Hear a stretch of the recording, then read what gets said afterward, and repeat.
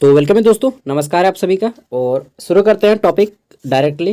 ठीक है, तो हम लोग बात करने वाले हैं पॉलिटिकल साइंस सेमेस्टर 3 का मेजर पेपर 4 रांची यूनिवर्सिटी और नीलांबर पीताम्बर यूनिवर्सिटी के लिए। यहाँ पे मैं आपको टोटल 10 क्वेश्चन दूंगा। ठीक है, 10 भी नहीं है, 9 ही क्वेश्चन है। और 9 में से आपके जो क्वेश्चन एग्जाम में 80 क्वेश्चन मतलब 80% क्वेश्चन मैच कर जाएंगे। अगर आप इतना क्वेश्चन घर से सॉल्व करके जाइएगा तो मैं यकीन देता हूँ आप सभी क्वेश्चन का आंसर एग्जाम में कर लीजिएगा। ठीक है, और देखा जाए तो लगभग 80 to 90% क्वेश्चन आपका एग्जाम में भिड़ जाएगा, पक्का पक्का भिड़ जाएगा। ठीक है, चलिए क्वेश्चन देखते हैं और इसका ऑब्जेक्टिव भी मैं साथ में बता दूंगा। तो क्वेश्चन हमारा पहला है, भारतीय संविधान की प्रमुख विशेषताओं को लिखें। ठीक है, right the main feature of the Indian constitution. ठीक है, पहला हम यहाँ पे ऑब्जेक्टिव क्वेश्चन बनेगा, भारतीय संविधान के पिता कौन है? भीमराव अंबेडकर। ठीक है, नेक्स्ट हमारा है यहाँ पे, भारतीय संविधान की मूल संरचना का वर्णन करें। ठीक है, describe the basic structure of Indian constitution. ठीक है, तो यहाँ पे हमारा क्वेश्चन आएगा, 15 मार्क्स वाला है ये वाला। ठीक है, 1 मार्क्स वाला आएगा कि भारतीय संविधान की मूल संविधान में कितनी अनुसूचियाँ थीं? 395। ठीक है, मैं केवल इम्पोर्टेंट सब बता रहा हूँ।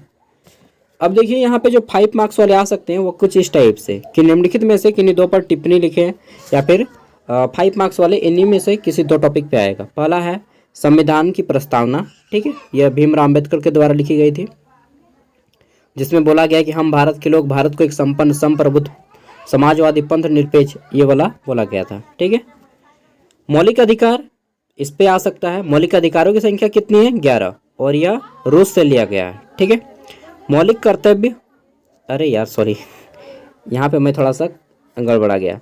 मौलिक कर्तव्य की संख्या है 11, कितनी है? 11। ठीक है, और यह रूस से लिया गया है। नेक्स्ट है आपका मौलिक अधिकार, और मौलिक अधिकारों की संख्या है 6, और यह अमेरिका से लिया गया है।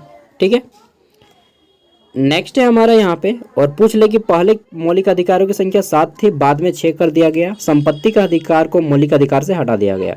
ठीक है, नीति निर्देशक सिद्धांत, यह किस देश से लिया गया है? आयरलैंड से लिया गया है। इसका 5 नंबर का क्वेश्चन आ सकता है लिखने के लिए।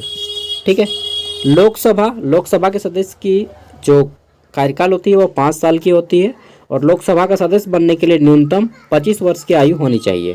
ठीक है, 5 साल क्या, 25 वर्ष की आयु। और लोकसभा में अधिकतम सदस्यों की संख्या कितनी होती है? 545। ठीक है, इसको 552 भी किया जा सकता है। तो अधिकतम 552 और 545 प्रेजेंट में है। नेक्स्ट है हमारा यहाँ पे राज्यसभा। राज्यसभा, इसके सदस्यों की कार्यकाल 6 वर्ष की होती है। प्रत्येक 2 साल में इसका इलेक्शन होता है, 1/3 भाग का इलेक्शन होता है। जितना भी मेंबर है उसका 1/3 भाग का इलेक्शन प्रत्येक 2 साल में होता है। ठीक है, 6 साल के लिए बनते हैं, और इसका सदस्य बनने के लिए 30 साल की उम्र होनी चाहिए। और इस जो राज्यसभा सदस्य है इसका बनने के लिए इसके मेंबर की संख्या 250 है। इसमें से 12 को जो है राष्ट्रपति द्वारा मनोनीत किया जाता है। ठीक है, जो बहुत फेमस व्यक्ति होते हैं उनको चुना जाता है, 12 को अपने मन से राष्ट्रपति चुनते हैं। ये हो गया। और ये जो दोनों हैं, लोकसभा और राज्यसभा, तो लोकसभा और राज्यसभा ये दोनों को हम लोग MP बोलते हैं, मेंबर ऑफ पार्लियामेंट, सांसद। ठीक है, पहचानिएगा कैसे? तो बस राज्यसभा सांसद एक होते हैं और एक होता है लोकसभा सांसद। लोकसभा सांसद को हम लोग चुनते हैं, राज्यसभा सांसद को हम लोग नहीं चुनते हैं। उसका गुप्त मतलब हिडन तरीके से उसका होता है। ठीक है, उसमें आपका विधानसभा, विधान परिषद और जो मेंबर लोग होते हैं, सांसद लोग, वही लोग चुनते हैं उनको। ठीक है, राज्यसभा को डायरेक्टली नहीं चुना जाता है, राज्यसभा को डायरेक्टली नहीं चुना जाता, जबकि लोकसभा को हम लोग डायरेक्टली चुनते हैं। ठीक है, 5 साल में एक बार जो प्रधानमंत्री बनता है ना, बस वो लोकसभा चुनाव है। अगला हमारा 15 मार्क्स वाले संघ, अरे यार मिस्टेक हो गया, सॉरी दोस्तों, नाउन हो गया, टाइपिंग संघीय होगा। ठीक है, ये इसको आप सुधार कर लीजिएगा, संघीय, केंद्रीय। ठीक है, संघीय मतलब केंद्रीय, सेंट्रल गवर्नमेंट। तो यहाँ पे हो जाएगा कि संघीय कार्यपालिका में राष्ट्रपति, प्रधानमंत्री तथा मंत्रिमंडल के गठन और शक्तियों का वर्णन करें। ठीक है, और यहाँ पे हो जाएगा union, union describe the formation and power of the president, prime minister and cabinet in the executive. ठीक है, देखिए प्रधानमंत्री, राष्ट्रपति और मंत्रिमंडल। तो राष्ट्रपति की उम्र पूछा जा सकता है कि राष्ट्रपति बनने के लिए न्यूनतम उम्र क्या है, तो 35 वर्ष। प्रधानमंत्री बनने के लिए 25 वर्ष। ठीक है, और मंत्रिमंडल का गठन होता है कैबिनेट की तरह से। जैसे बहुत सारे मंत्री होते हैं, शिक्षा मंत्री, अभी कौन है शिक्षा मंत्री मालूम है? सेंट्रल गवर्नमेंट का शिक्षा मंत्री कौन है? जेपी नड्डा, जगत प्रताप नड्डा।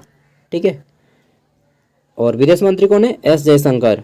चलिए याद रखिएगा थोड़ा थोड़ा। और स्वास्थ्य मंत्री कौन है? मनसुख मंडाविया। अगला है हमारा प्रधानमंत्री, तो सबको जानते हैं, राष्ट्रपति मालूम है, श्रीमती द्रौपदी मुर्मू, और उपराष्ट्रपति श्री जगदीप धनखड़, पूछा जा सकता है। ठीक है, अगला हमारा क्वेश्चन है, राज्य कार्यपालिका में राज्यपाल, मुख्यमंत्री तथा मंत्रिपरिषद की भूमिका का वर्णन करें। देखिए, जैसे सेंट्रल गवर्नमेंट में राष्ट्रपति होते हैं वैसे ही राज्य में राज्यपाल होता है। जैसे सेंट्रल गवर्नमेंट में प्रधानमंत्री होता है वैसे ही राज्य में मुख्यमंत्री होता है। जैसे सेंट्रल गवर्नमेंट में मंत्रिमंडल होता है वैसे तरह आपका राज्य में भी मंत्रिमंडल होता है। ठीक है, और जैसे सेंट्रल गवर्नमेंट में राज्यसभा होता है उसी तरह से स्टेट गवर्नमेंट में क्या बोलते हैं उसको, क्या बोलते हैं यार, विधान परिषद होता है। ठीक है, विधान परिषद। जैसे सेंट्रल गवर्नमेंट में लोकसभा होता है उसी तरह से राज्य में विधानसभा होता है। ठीक है, एक होता है विधानसभा और एक होता है विधान परिषद। विधान परिषद मात्र 7 गो राज्य में है। ठीक है, कितना राज्य में? मात्र 7 राज्य में है विधान परिषद। हमारे झारखंड में विधान परिषद नहीं है। अगर विधानसभा रहेगा, ठीक है, क्या विधानसभा, तो इसके जो मेंबर होते हैं इसको हम लोग शॉर्ट में बोलते हैं MLA, member of legislative assembly, विधानसभा का सदस्य। ठीक है, यह भारत के सभी राज्यों में है। लेकिन विधान परिषद, क्या बोले, विधान परिषद, ये मात्र 7 गो राज्य में है। कितने? विधान परिषद मात्र 7 स्टेट में है, बड़े बड़े स्टेट, जैसे महाराष्ट्र हो गया, तेलंगाना हो गया, आंध्र प्रदेश हो गया, तमिलनाडु हो गया, ठीक है, यूपी हो गया। यहाँ पे एमएलए के साथ साथ एमएलसी भी होते हैं, बिहार में भी है MLC, member of legislative council बोला जाता है एमएलसी को। ठीक है, ये राज्यसभा की तरह है, और राज्यसभा को कभी नहीं तोड़ा जा सकता है सेंट्रल गवर्नमेंट में, और स्टेट गवर्नमेंट में राज्य विधान परिषद को कभी नहीं तोड़ा जा सकता है। बाकी लोकसभा को आप तोड़ सकते हैं, इलेक्शन हो गया फिर भी तोड़ दीजिए, ठीक है, तोड़ना चाहते हैं तो, और वो प्रधानमंत्री और अंतर का बात है। चलिए ठीक है, तो पढ़िएगा, बहुत सारा नॉलेज मिलेगा। राजनीतिक विज्ञान नॉलेज का खजान है, और इसे आप रियल लाइफ में भी इम्प्लीमेंट कर सकते हैं। ठीक है, चलिए, मेरा भी पॉलिटिकल साइंस ऑनर्स था, और मैंने एमए पब्लिक एडमिनिस्ट्रेशन से, बीए पॉलिटिकल साइंस से किया है। अगला है, सर्वोच्च न्यायालय की संरचना, कार्य तथा शक्तियों का वर्णन करना है कि सुप्रीम कोर्ट का क्या क्या काम है। सुप्रीम कोर्ट, ठीक है, और सुप्रीम कोर्ट का जज कौन बन सकता है? ठीक है, अभी कौन है मालूम है ना, 51 नंबर के संजीव खन्ना। ठीक है, और प्रथम जज कौन थे? हीरालाल जे कानिया। उसी तरह से स्टेट गवर्नमेंट में आपको पूछा जा सकता है कि हाई कोर्ट के बारे में बताइए कि हाई कोर्ट का कार्य कैसे होता है। ठीक है, पावर क्या क्या है, और वर्तमान समय में सबसे बड़ा हाई कोर्ट जो है इलाहाबाद हाई कोर्ट है, और अगर क्षेत्रफल के अकॉर्डिंग देखा जाए तो झारखंड उच्च न्यायालय है। ठीक है, हाँ, कोर्ट कितना प्रकार का होता है ये जान लीजिए। तो कोर्ट 3 प्रकार का होता है। एक जिला लेवल पे सिविल कोर्ट, जिसको हम लोग अधीनस्थ न्यायालय बोलते हैं, सिविल कोर्ट, अधीनस्थ न्यायालय। ठीक है, एक होता है हाई कोर्ट जो कि राज्य में होता है। ठीक है, और एक होता है सुप्रीम कोर्ट जो कि पूरे देश के लिए होता है, और एक होता है इंटरनेशनल कोर्ट, जब किसी देश का किसी दूसरे देश के साथ झगड़ा हो जाता है तो इंटरनेशनल कोर्ट, यानी कि क्या बोलते हैं उसको, अंतर्राष्ट्रीय न्यायालय होता है। वह नीदरलैंड की राजधानी द हेग में स्थित है। ठीक है, अगला है 8 नंबर, भारतीय संविधान में संशोधन की प्रक्रिया का वर्णन करें। भारतीय संविधान में देखते हैं बहुत सारा संशोधन होता रहता है। ठीक है, ये बदलाव कर दिए, वो बदलाव कर दिए, तो 2/3 बहुमत से पारित होके पहले लोकसभा में, फिर 2/3 बहुमत से पारित होके राज्यसभा में, फिर राष्ट्रपति अंतिम रूप से साइन करते हैं, तब जाके हमारा कोई भी एक्ट यानी कि कानून बनता है। ठीक है, जैसे जम्मू कश्मीर पहले केंद्र शासित प्रदेश था, सॉरी पहले राज्य था, अभी केंद्र शासित प्रदेश कर दिया गया है, तो ये भी संशोधन किया गया। ठीक है, ये प्रोसेस है कि जितना मेंबर है उसका, मान लीजिए 100 मेंबर है। ठीक है, तो 100 में यही मान के चलिए, 100 नहीं, मान लीजिए 30 गो आदमी है लोकसभा में। ठीक है, तो 2/3 यानी कि 2/3 भाग दीजिएगा तो कितना आएगा, 3 दाइए 30, 10 दूना 20, मतलब 30 गो आदमी में अगर 20 गो आदमी हाथ खड़ा कर देता है किसी मुद्दे पे कि हाँ हम एग्री हैं, तो वह पास हो जाएगा लोकसभा से। और लोकसभा से फिर जाएगा कहाँ पे, राज्यसभा पे। राज्यसभा में भी यही होगा कि जितना आदमी है उसका अगर 2 भाग खड़ा कर दिया हाथ कि हाँ हम सहमत हैं, तो फिर पारित हो जाएगा और फिर जाएगा राष्ट्रपति के पास, और राष्ट्रपति फिर उसमें मोहर मार देगा और साइन कर देगा, यस एक्ट बन गया। ठीक है, चलिए नेक्स्ट है आपका, भारत की राजनीति में निम्नलिखित मुद्दों पर क्या प्रभाव पड़ता है बताना है। What impact do the following issue have on Indian politics. ठीक है, देखिए जाति व्यवस्था हमारे भारत में क्या है बता दीजिएगा, प्राचीन काल से लेकर के। ठीक है, आई थिंक वीडियो काफ़ी लंबा हो गया ना, चलिए कोई बात नहीं, मज़ा आ गया होगा आपको। ठीक है, धर्म सबको जानते ही हैं, हिंदू मुस्लिम सिख ईसाई के नाम पे लड़ाई होते रहता है। क्षेत्रवाद, हमारे लोग का विकास नहीं हुआ, जैसे झारखंड का विकास नहीं हो रहा है। ठीक है, क्षेत्रवाद का।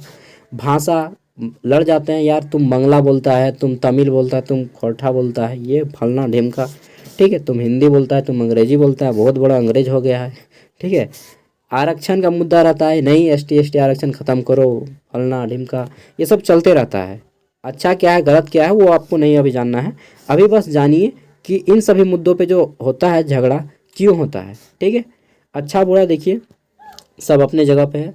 नक्सलवाद, लाल सलाम, लाल सलाम का नाम सुने ना, MCC, माओवादी, LTI। ठीक है, ये जब क्या है, नक्सलवाद है, उग्रवादी।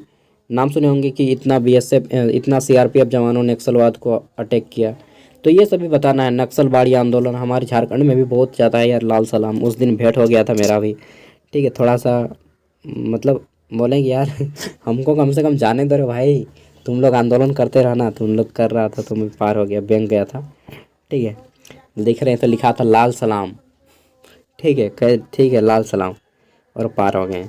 चलिए उनसे कभी उलझिएगा नहीं। ठीक है, पुलिस से, लाल सलाम से, इन सभी से उलझना नहीं है। ठीक है, डॉक्टर से, इनसे उलझिए नहीं, इनसे बात कीजिए। ठीक है, हाथ जोड़ के बोलिए कि सर देखिए ये सब बात है, हाँ मालूम है आप बहुत पावरफुल आदमी है, फिर भी इनसे कभी मत उलझिए। ठीक है, इनसे विनम्र से बात कीजिए, वो आपकी बात सुनेंगे। लेकिन फिर दादागिरी करने लगेंगे तो फिर भाई उन लोग पीट देगा। इसलिए पुलिस से मत उलझिएगा। हाँ गद्दार पुलिस रहेगा तो वीडियो बनाइए, लेकिन उलझिए नहीं। ठीक है, नहीं तो झूठ मूठ का मार खा जाएगा दोस्तों। ठीक है, चलिए इसका PDF मैं वीडियो का डिस्क्रिप्शन में दे रहा हूँ, जितना भी क्वेश्चन है इन सभी को आप लोग सॉल्व कर लीजिएगा। कम से कम ज़्यादा नहीं तो 1-1 पेज आंसर घर में लिख के जाइएगा, और एग्जाम से पहले जो आप नोट्स बनाइएगा 8-10 पेज का, ठीक है, वो 8-10 पेज वाला नोट्स पढ़ के जाइएगा। एग्जाम से पहले जो घुसते टाइम घंटी बजता है ना, टंग टंग, चलो चलो सबको अंदर घुसो, उस टाइम पे पढ़ लीजिएगा 10 मिनट, और घुस के एकदम कलम तोड़ लिख दीजिएगा। ठीक है, कलम तोड़, गलत नहीं सुनिएगा यार। Okay bye. PDF वीडियो का डिस्क्रिप्शन में है, और एग्ज़ाम देने के बाद अपना क्वेश्चन पेपर इस नंबर पे हमें सेंड कर देना। ठीक है, 8986607541 नंबर नोट करके रख लीजिए प्लीज़। इतना बोल दिए यार, अब आप लोग सेंड करिए दीजिएगा। ठीक है, बाय, ताकि आप लोग के जूनियर कैंडिडेट की मैं हेल्प कर सकूँ।